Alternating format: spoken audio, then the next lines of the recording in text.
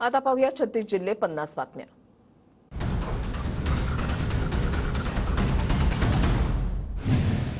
राहुल गांधींची आज भंडाऱ्याच्या साकोलीमध्ये सभा, काँग्रेसकडून सभेची जय्यत तयारी।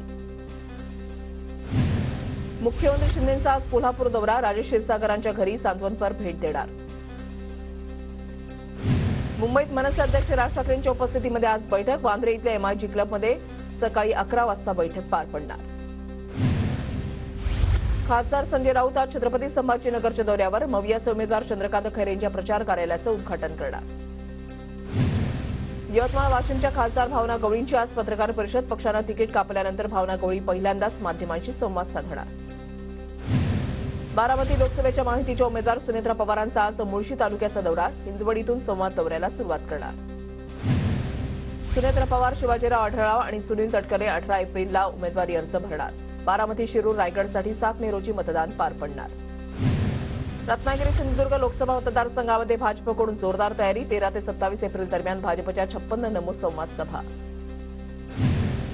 भाजपचे उमेदवार सुभाष भामरेंची बागलाणमध्ये जोरदार प्रचार सभा, कार्यकर्त्यांसह स्थानिकांची मोठ्या संख्येनं उपस्थिती।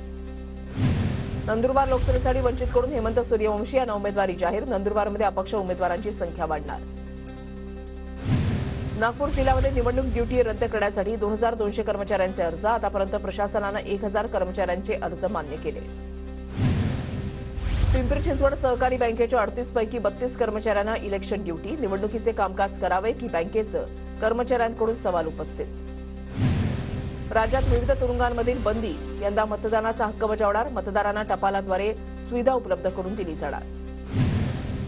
राज्यात भीषण पाणी टंचाई, 5664 वाड्या वस्त्यांमध्ये 3000हून जास्त टँकरनं पाणी पुरवठा। पालघरमधल्या मोखाडा तालुक्याला पाणी टंचाईच्या झळा, टंचाईग्रस्त गावांची संख्या पोहोचली 55वर।